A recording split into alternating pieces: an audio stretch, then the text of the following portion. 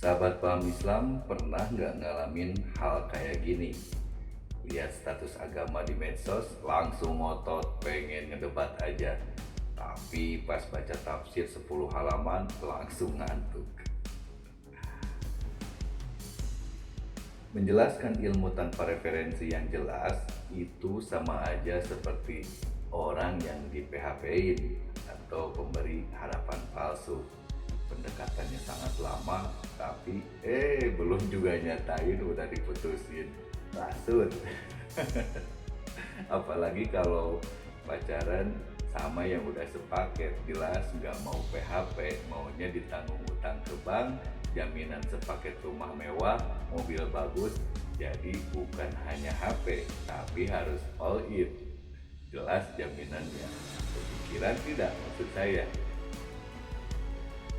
Pemirsa paham Islam, skrip syuting dan rekaman video ini saya produksi seminggu sebelum tayang. Siapapun Anda yang merasa ada kesamaan dengan apa yang saya sampaikan, berarti Anda memiliki interkoneksi dengan saya.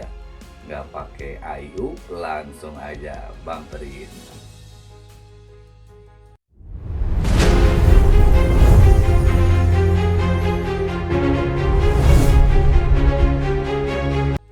Assalamualaikum warahmatullahi wabarakatuh. Alhamdulillah, segala puji bagi Allah yang menurunkan Al-Quran sebagai cahaya penuntun dan mengutus Rasulnya sebagai guru sejati seluruh umat manusia. Salawat dan salam semoga tercurah kepada junjungan kita Nabi Muhammad Sallallahu Alaihi Wasallam yang doanya tidak hanya membimbing umatnya, tapi juga menyalakan lilin-lilin ilmu di dada para sahabat. Sahabat paham Islam yang disayangi Allah dan saya banggakan, tema kita hari ini adalah cahaya ilmu dan sanad dari yakin menuju hakul yakin. Di tengah derasnya informasi, sering kita tahu banyak hal tapi belum tentu paham dan belum tentu diamalkan dengan ikhlas. Ilmu yang bermanfaat bukan hanya harus sampai, tapi harus menyentuh hati. Jika ada pemirsa yang menganggap apa yang saya sampaikan ini salah atau ngaco, saya ucapkan terima kasih. Saya akan perbaiki lagi kualitas keilmuan saya dari video yang saya sampaikan. Tenang saja, follower saya masih sedikit. Malam ini kita bahas semuanya dengan kepala dingin, hati lapang, dan senyum yang tetap hangat. Karena ilmu yang bermanfaat itu bukan hanya cuma harus sampai, tetapi setiap pembahasan yang disampaikan dalam postingan atau video di channel Paham Islam bukan berasal dari kapasitas keilmuan, bukan dari kapabilitas profesional, dan bukan pula dari otoritas resmi apapun. Semua materi yang diuraikan adalah hasil dari membaca, menelaah, diskusi warung kopi, dan merenungkan berbagai sumber ilmu pengetahuan yang tujuannya tidak lain hanya untuk pembelajaran, refleksi, dan edukasi publik semata. Konten ini tidak dimaksudkan untuk menggantikan pendapat ulama, akademisi, atau pakar ahli lainnya, melainkan sebagai ajakan untuk berpikir kritis, jujur, dan terbuka terhadap realitas kehidupan. Apabila ada gagasan yang bermanfaat, silahkan diamalkan. Apabila ada kekeliruan, mohon dikoreksi dengan cara yang santun. Karena bagi seorang pembelajar sejati, setiap kebenaran adalah guru. Dan setiap kritik adalah cahayanya. Kritik saran silahkan sampaikan via email atau silahkan isi kolom komentar.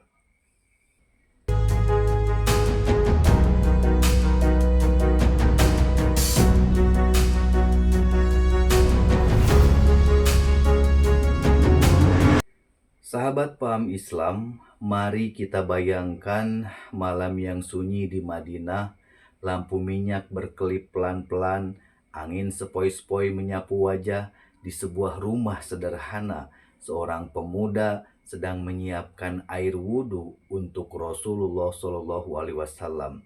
Ia bukan artis, bukan influencer, bukan juga selebriti media sosial. Ia adalah sepupu Rasulullah Shallallahu Alaihi Wasallam yang bernama Abdullah bin Abbas radhiyallahu anhuma. Setiap hari ia menatap wajah Nabi dengan cinta, dengan hormat dan rasa ingin tahu yang membara.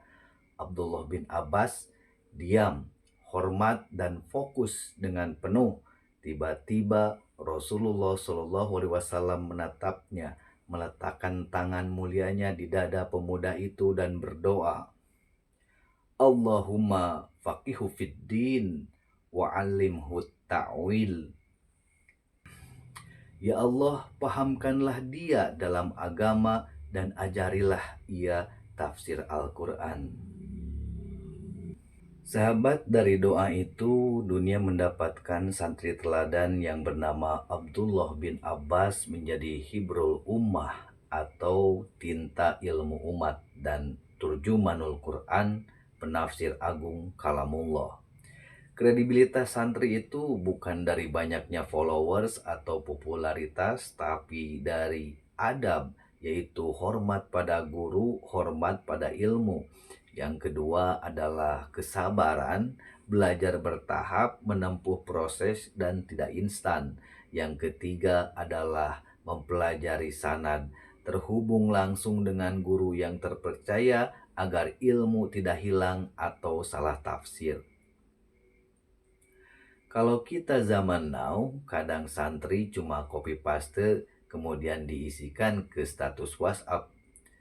Kemudian mereka bilang, hari ini saya sudah paham, padahal belum buka kitabnya sekalipun. Sahabat paham Islam yang disayangi Allah, ini kenapa tema kita penting. Ilmu harus dipahami, diamalkan, dan dijaga sanadnya. Bukan sekedar tahu banyak hal, tapi tidak paham apa-apa dan lupa mengenai adab mencari ilmu.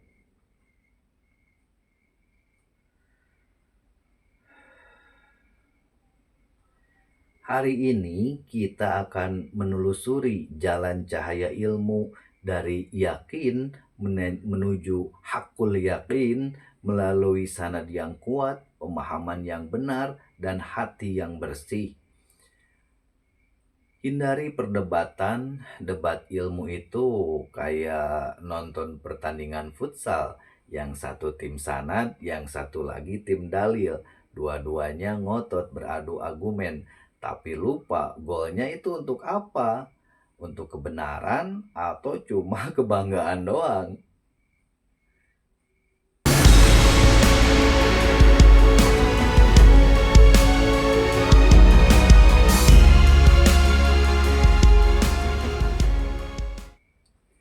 Sahabat paham Islam yang disayangi Allah dan saya banggakan, doa Rasulullah Shallallahu Alaihi Wasallam kepada Abdullah bin Abbas tadi, yaitu Allahumma faqihu fid din wa 'allimhu ta'wil, bukan sekedar momen spiritual. Ini adalah peta intelektual, blueprint, atau cara belajar yang efektif dan berkah.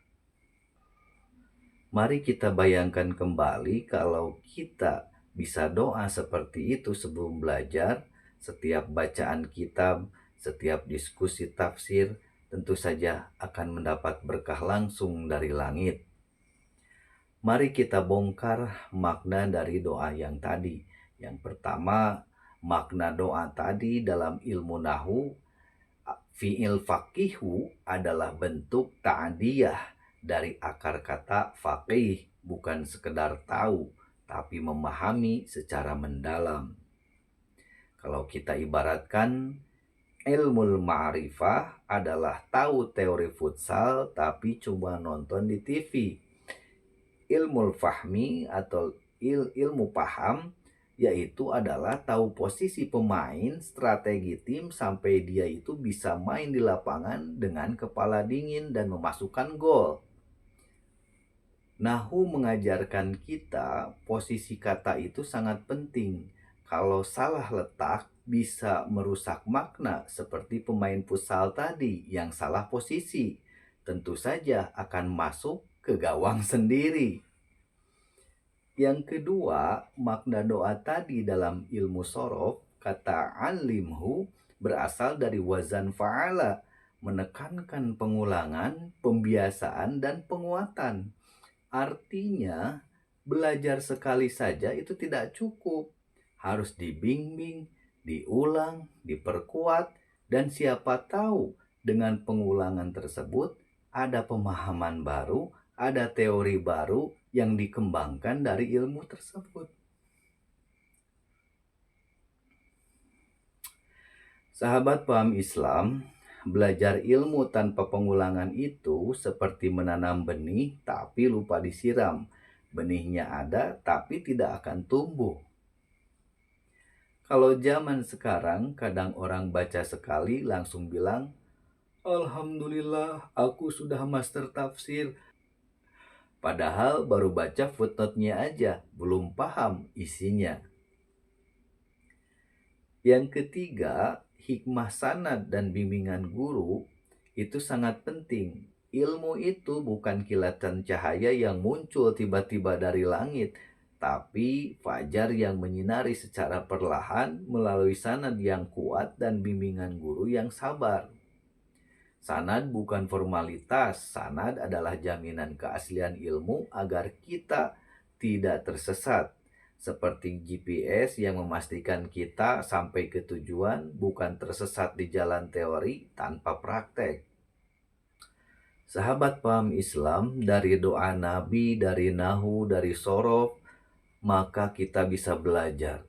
Ilmu yang benar itu ilmu yang hidup, dibimbing, diamalkan, dan memiliki sanad.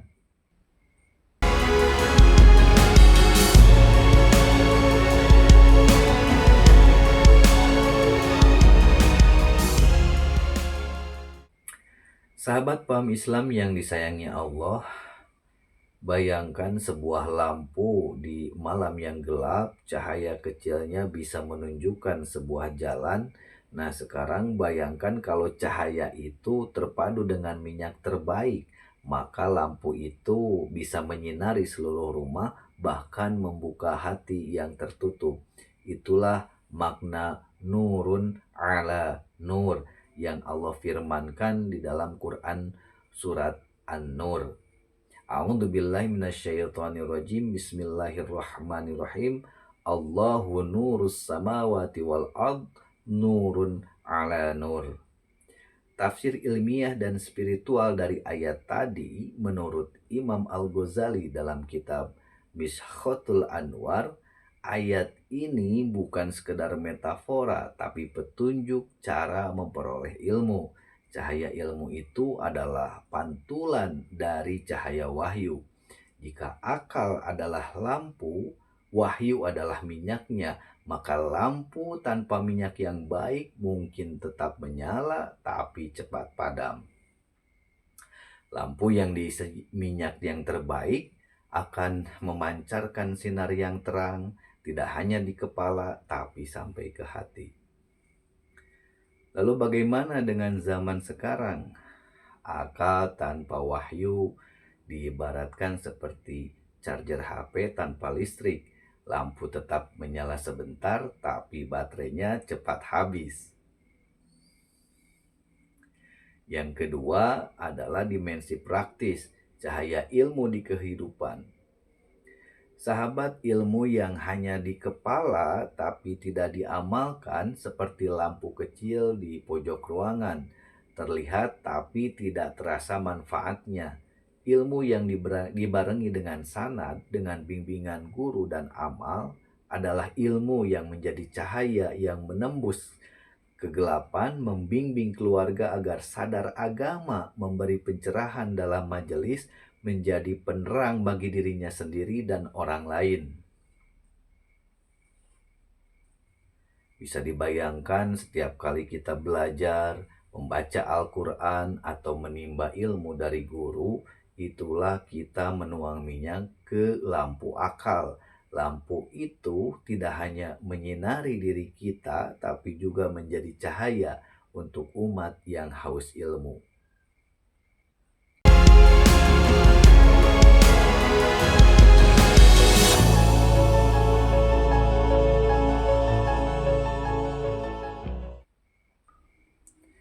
Sahabat paham Islam, sebuah peta harta karun, tanpa peta kita bisa tersesat di hutan pengetahuan, walaupun niat mencari emas ilmu yang sangat besar.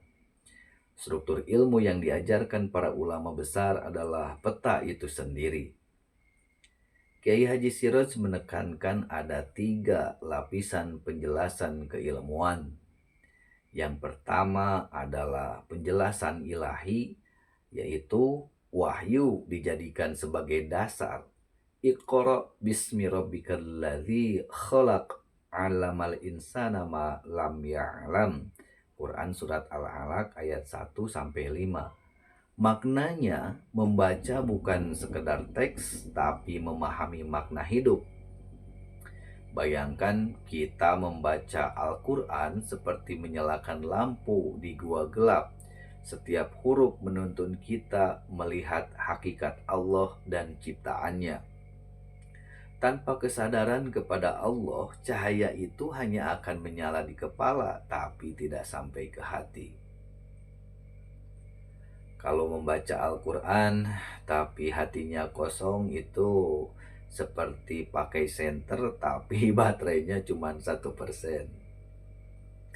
Yang kedua adalah penjelasan nabawiyah. Metodologi kenabian, al-ulama warathatul anbiya. Para ulama adalah pewaris para nabi. Hadis riwayat Abu Dawud nomor 361 dan hadis riwayat Ibnu Majah nomor 223. Ini bukan soal popularitas atau banyaknya pengikut. Ini soal metodologi memahami wahyu, adab menuntut ilmu dan akhlak dalam menyampaikan kebenaran.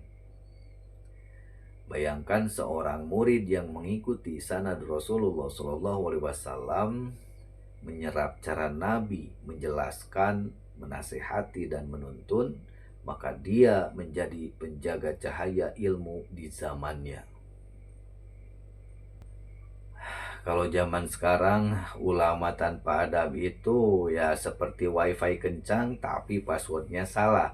Banyak yang pingin nyambung tapi tidak bisa.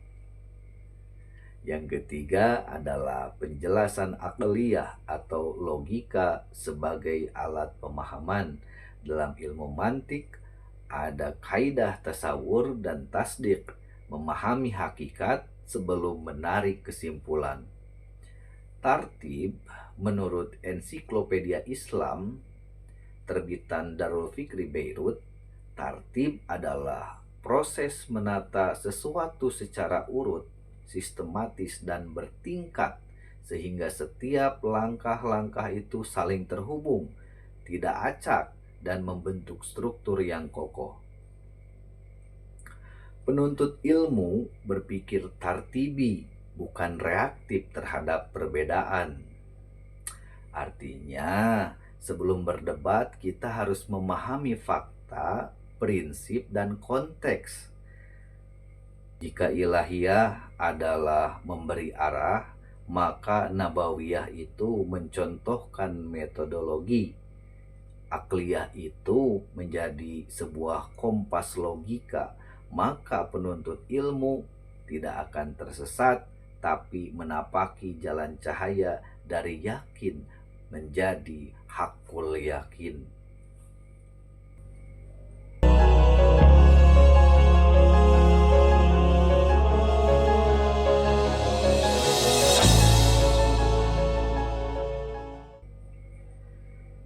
Sahabat paham Islam Syekh Abu Hamid Al-Ghazali dalam Ihya Ulumuddin menekankan al-adabu qoblal ilm wan niyah qoblal amal. Artinya adab mendahului ilmu Niat harus mendahului amal. Adab yang harus di awal, niat yang harus di awal sebelum amal. Adab di sini bukan sekedar sopan santun, tapi sebuah kerangka etika penuntut ilmu.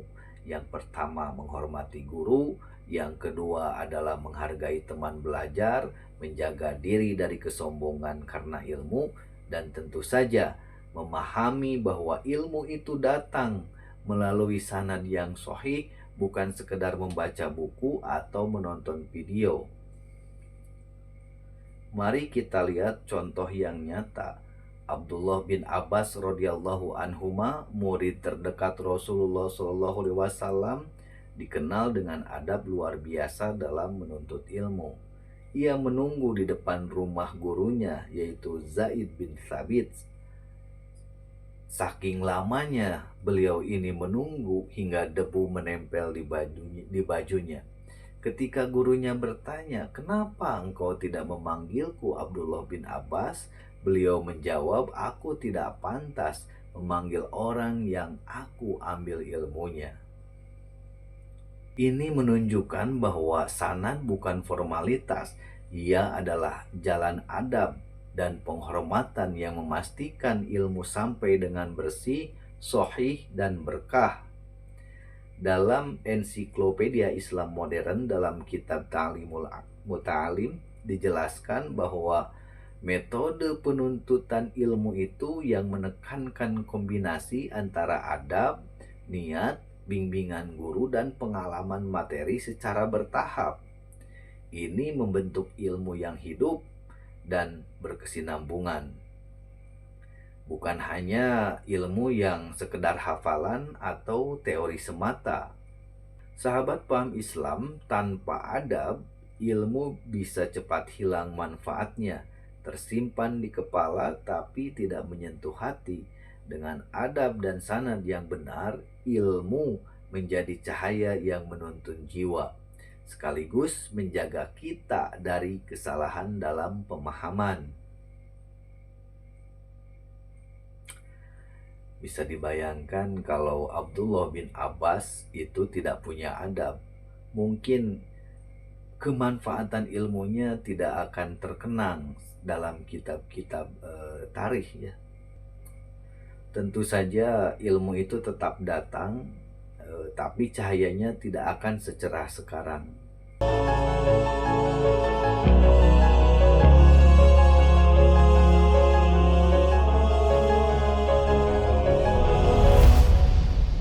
Sahabat paham Islam, ilmu nahu dan sorof bukan sekedar tata bahasa Arab, tapi benteng makna wahyu. Mereka menjaga lafaz dengan tepat dan tetap, sehingga makna firman Allah tidak berubah saat kita baca, saat kita pahami, dan saat kita amalkan. Imam Sibawayh dalam kitabnya Alkitab menegaskan, "Man akhto'a fil i'rab faqad akhto'a fi fahmul kalamullah." Artinya, barang siapa salah dalam i'rab, bisa saja ia salah dalam memahami firman Allah. Contohnya dalam Quran surat Al-Fatihah, "Iyyaka na'budu", kata iyyaka didahulukan sebagai maf'ul bih muqaddam, menunjukkan keikhlasan mutlak hanya kepada Allah lah kita menyembah, bukan sekedar ritual formalitas.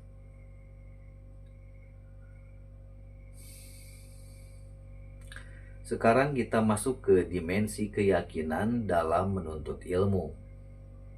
Ada yakin, ada ainul yakin, ada hakul yakin.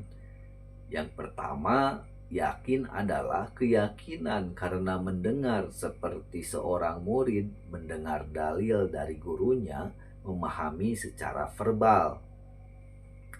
Ainul yakin, keyakinan karena melihat bukti seperti melihat proses ibadah, kemudian praktik fikih atau fenomena alam yang menegaskan kebenaran dalil tersebut. Yang ketiga adalah hakul yakin, yaitu keyakinan karena merasakan langsung. Ini adalah puncak keyakinan. Ilmu dan amal bersatu. Hati merasakan cahaya iman dan akal serta kolbu menyepakati kebenaran yang diimani. Ini jarang terjadi, hanya orang-orang tertentu saja. Maka bayangkan ada yang sekedar kenal karena melihat, ada yang tahu karena mempelajari, dan ada yang paham karena mengamalkan. Inilah hakikat learning by doing dalam Islam. Ilmu tidak lengkap hanya dengan hafalan atau teori. Ilmu bisa hidup ketika diamalkan, kemudian meresap di hati dan membimbing tindakan kita. Kalau cuman belajar nahu sorof tapi tidak diamalkan, nah ini rasanya itu seperti main futsal tapi cuma duduk doang di pinggir lapangan. Lihat bola meluncur hanya bisa tepuk tangan tapi tidak pernah mencetak gol. Sahabat paham Islam, kesimpulannya ilmu nahu itu menjaga lafaz, ilmu sorof itu menjaga makna, dan yakin menjaga iman. Kalau tiga ini terintegrasi bersatu, ilmu itu menjadi nurun ala nur yang menerangi jiwa dan amal.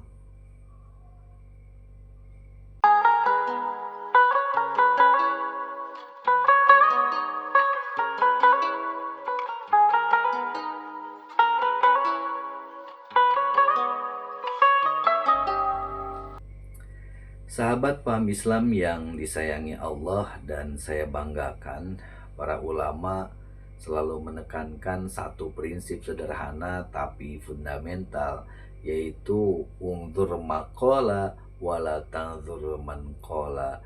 Ini adalah makolah, bukan hadis atau dalil Quran, tapi untuk memotivasi siapapun yang mau berdakwah. Lihatlah apa yang dikatakan, bukan siapa yang berkata. Maka bayangkan kalau dalam kehidupan sehari-hari kita cuma menilai orang dari status media sosial atau jabatan akademik tanpa memeriksa ilmu dan dalil yang ia sampaikan. Itu seperti saja menilai bola futsal dari sepatu pemain, bukan dari gol yang tercipta. Makna makalah tadi itu sangat jelas. Kebenaran tidak monopoli siapapun dan ilmu tidak akan salah arah selama bersandar pada kejujuran. Sahabat paham Islam, di zaman sekarang itu banyak yang ingin tampil pintar, sering bicara sebelum tahu, atau memutarbalikkan fakta supaya terlihat hebat, terlihat unggul. Padahal Nabi SAW bersabda, "Balighu anni walau ayah." Sampaikanlah dariku walaupun satu ayat. Ini menunjukkan bahwa menyampaikan ilmu bukan soal banyak, tapi soal benar. Kalau tidak tahu, katakan saja, "Saya tidak tahu." Itu lebih mulia daripada menyesatkan orang lain. Karena kejujuran adalah fondasi ilmuwan sejati. Bayangkan kita sedang bermain futsal, jika tim lawan mencetak gol karena kita terlalu percaya diri dan lupa aturan. Bukan hanya kalah skor, hati kita juga akan dikalahkan oleh nafsu. Begitu juga ilmu, ego tanpa dasar bisa menyesatkan diri sendiri dan orang lain. Jadi sahabat paham Islam, belajar, berdakwah, dan berbicara ilmu harus selalu didasarkan pada dalil, logika, dan adab. Itulah propaganda pembelajar sejati. Bukan sekedar tampak hebat, tapi menjadi teladan kejujuran dan ilmu bermanfaat.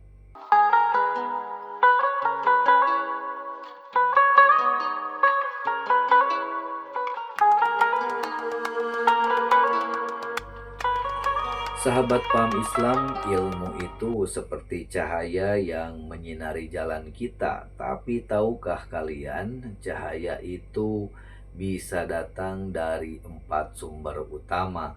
Yang pertama adalah wahyu, Wahyu itu adalah cahaya paling murni seperti malaikat Jibril mengajarkan Al-Quran kepada Rasulullah SAW. Ini adalah ilmu yang langsung datangnya dari Allah, penuh kejelasan dan kebenaran yang mutlak.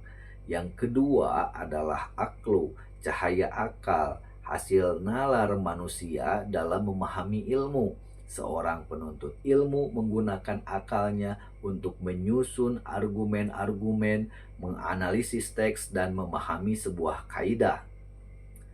Bayangkan otak kita seperti lampu, akal itu filamennya mengubah informasi menjadi sebuah pencerahan.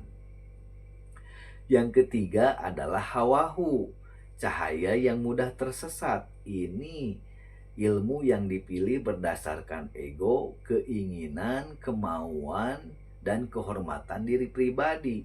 Kalau kita tidak hati-hati, hawa nafsu bisa membuat kita salah arah seperti menyalakan lampu yang ternyata justru membakar rumah kita sendiri.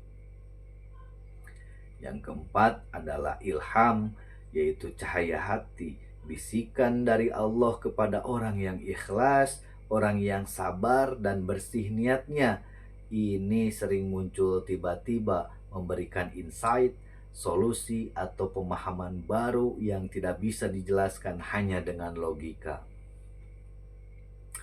Bayangkan sebuah pohon itu adalah pohon ilmu, maka akarnya itu adalah wahyu, batangnya itu dari akal, dan daunnya itu adalah ilham, dan cabang-cabangnya itu dari hawa nafsu yang masih perlu diarahkan.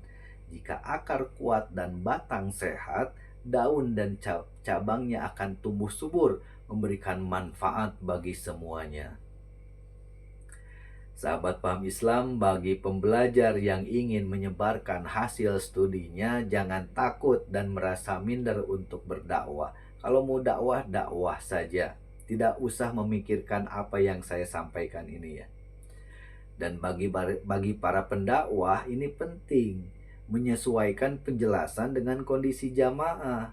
Tidak mungkin, tidak pas rasanya jika kita menjelaskan ilmu secara detail dan komprehensif di pengajian umum menggunakan kaidah-kaidah yang tentu saja pengajian itu mayoritas yang baru ingin memahami secara dasar, tapi berbeda jika pengajian rutin atau jamaahnya adalah mustamiin di lingkungan pendidikan seperti pesantren, di mana khasanah ilmu bisa dibedah lagi lebih mendalam.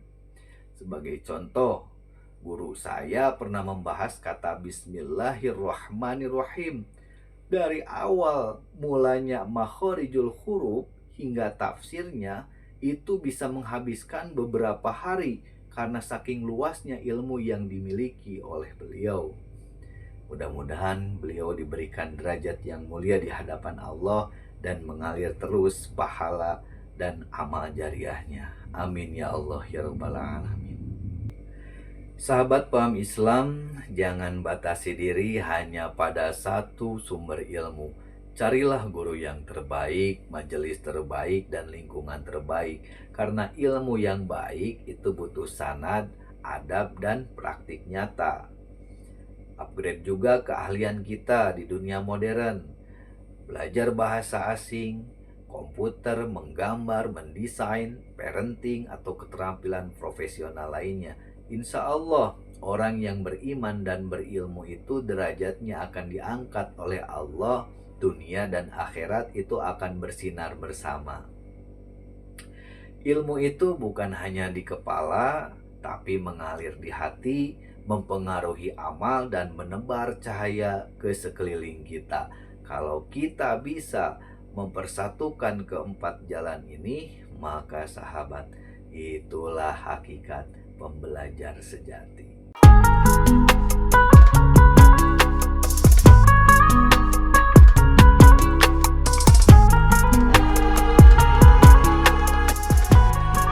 Bayangkan jika setiap guru mengajar seperti Rasulullah SAW dengan cinta, kesabaran, dan doa, dan setiap murid belajar seperti Abdullah bin Abbas radhiyallahu anhuma. Dengan adab, kerendahan hati, dan konsistensi, maka dunia ini akan kembali bercahaya tidak hanya di kepala tapi di hati, amal, dan interaksi sosial. Ingatlah sahabat paham Islam, ilmu bukan alat untuk menang debat, bukan juga untuk membanggakan diri, tapi ilmu adalah jalan menuju ketenangan jiwa, pencerahan batin, dan amal yang bermanfaat. Allahumma faqihna fiddin wa alimna ta'wil warzuqna ilman nafi'an wa amalan solihan wa qalban khasyian wa nafsan mutmainnah. Ya Allah, pahamkanlah kami dalam agamamu, ajarkan kami menafsirkan makna hidup dengan cahayamu, karuniakanlah kami ilmu yang bermanfaat, amal yang soleh, hati yang khusyuk, jiwa yang tenang, pribadi yang mantap, serta istiqomah dalam ketaatan kepadamu ya Allah. Baiklah, pemirsa paham Islam, saya Andri Hardiansah. Kita tidak hanya sekedar bicara, kita sedang menyalakan kesadaran, menghidupkan kembali adab ilmu, dan menyambung sanad keilmuan Rasulullah SAW. Mudah-mudahan kita termasuk golongan orang-orang yang disayangi Allah. Dan tentu saja saya bangga pada kalian yang mau menuntut ilmu dengan ikhlas, mengamalkannya dengan sabar, dan menyebarkannya dengan bijaksana. Wassalamualaikum warahmatullahi